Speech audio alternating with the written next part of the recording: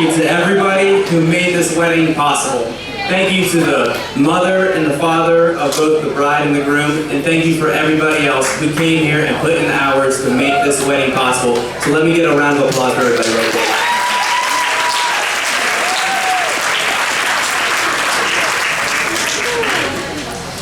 Introduce myself. Oh, I'm sorry. I'm Jonny. Nice to meet you guys. I am Andrew's assistant to the best man. This is the best man right over here. So, I remember back in freshman year of college, I was in an oral communication class, and I was not very good at writing speeches, but I was very good at presenting the speeches. This guy right here was very good at writing speeches, so we teamed up kind of. He said, hey, I'll write your speeches and you deliver them. And I said, all right, sounds good. Andrew actually wrote this speech for me too, so I'm sorry, Mike. Don't punch me in the throat. I remember the first time that I met Andrew. It was back in 4th grade at Rockbridge Academy. Go Scots. And I remember seeing him for the first time with his big hearing aid sticking out of his ear, and I was like, man, deaf people are weird. I don't mean to offend anybody by that. As a young kid, I honestly thought that deaf people were kind of gross, so. And also you have Andrew running around the field during recess, screaming at people, charging people, just yelling at them, super aggressive. I'm sorry, Julie, nothing has really changed. Except he's more of a loving guy now, so you got that. Back in, I want to say, near freshman year of college, me and Andrew kind of reconnected again, and we became best friends around that time.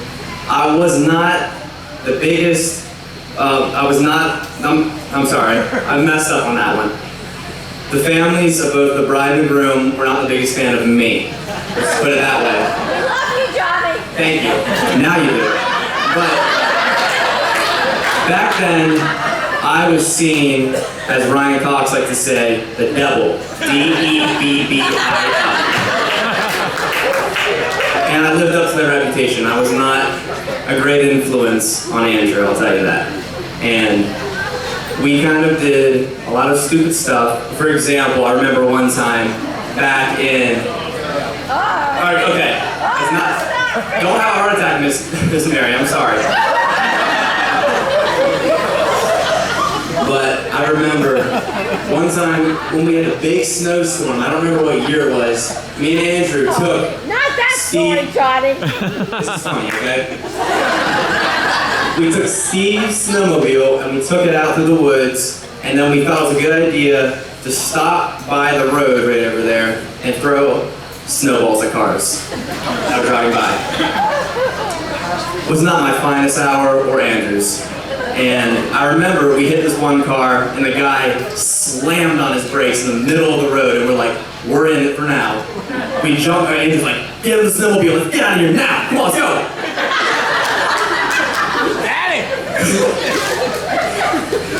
And to our surprise, the snowmobile was actually stuck in the snow, and we're like, shoot, we are in trouble now. I was like, this is around the time when I wanted to become a police officer, and I was like, there's not a chance I'm ever gonna do that. So the guy comes over and is like, what is you guys' problem?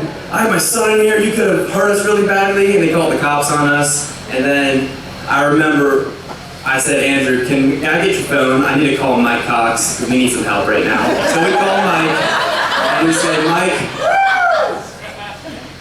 we need some help. And he's like, okay, what is it?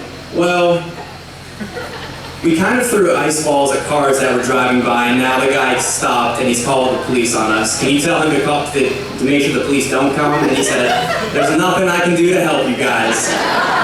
The funny part about this story is, I asked Mike earlier this year, I said, hey, do you remember that one story? He said, oh yeah, I do remember that story. I told that police officer to go hard on you and scare the living daylights out of you, put you in handcuffs if they had to. Sure enough, he scared us pretty badly, and there was never an ice ball thrown in another car again.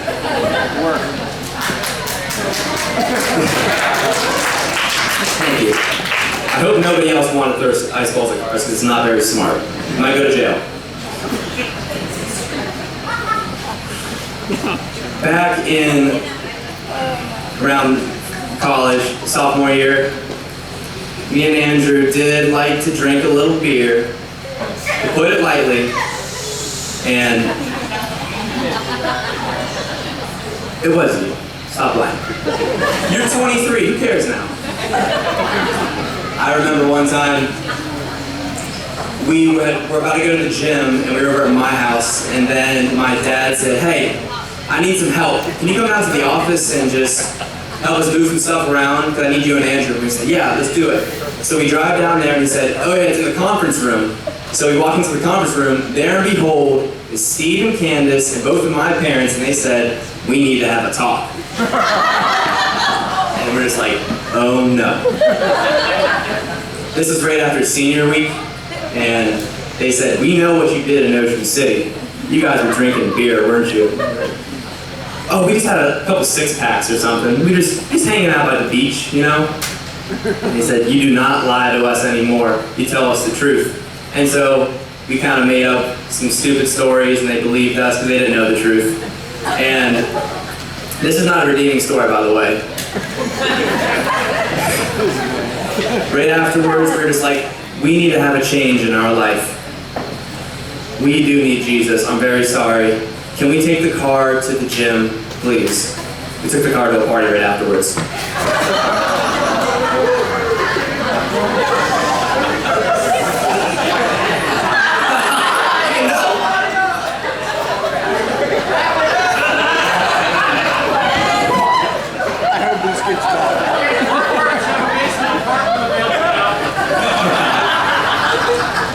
So that was mine and Andrew's past, really. It wasn't the best story, but that story got us to where we are today. And one thing that was really cool about that story is I got to see all the relationships with the families and everybody. Really, they did not like me at first. And Andrew started to not like me actually at one point. He actually said we weren't going to be friends anymore because I was going in a bad path. And I said, okay, fair enough.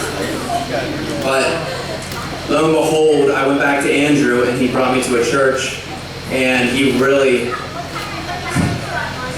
I don't want to get emotional or anything. Come on, Johnny. You got this. But Andrew rejected me with my faith. I'm sorry guys, I don't mean to. This is a good wedding. Come on guys.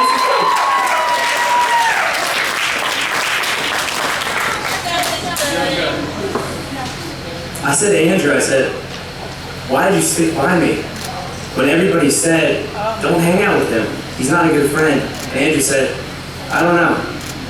You know what the answer to that is? Such an Andrew answer, right? But you know the thing is, the answer to that question is God put it on Andrew's heart to be my friend during that time and transform my life. That's what it was. Transformed my life. Jesus put it on his heart, and Andrew was the best friend I could ask for during that time.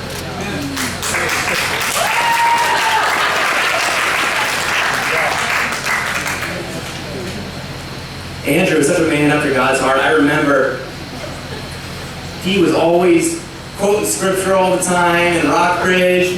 This guy, he knows so much Bible. I'm stupid compared to him. He was always talking about the Bible all the time. I just know, for your sake, Julia. Is the mic still on? Cool. For your sake, Julia, Andrew will lead you to Jesus. He's that type of man. Take me, for example. He took my broken life and he helped me get back onto the path towards Jesus, and he transformed me. Andrew helped me become the man I am today. Andrew is a great guy.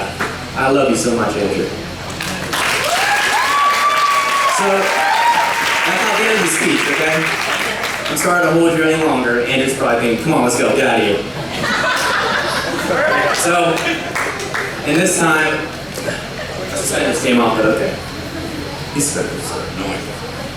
So this time I want to raise a glass to Andrew and Julia, both of them, to a great future between the Burkhart and the Cox's families.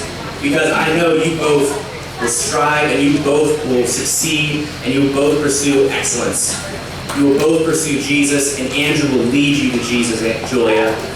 Because Andrew loves you more than anything. You know that? He talks about you to me all the time. It kind of gets annoying. I kind of just want to go to the gym, honestly. But he wants to talk about you. So, let's raise a glass to the guy who does anything without asking for anything from anyone else.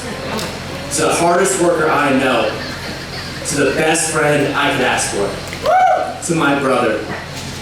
Congratulations to Andrew and Julia Burkhart. I'm so thankful to be a part of your family. Thank you.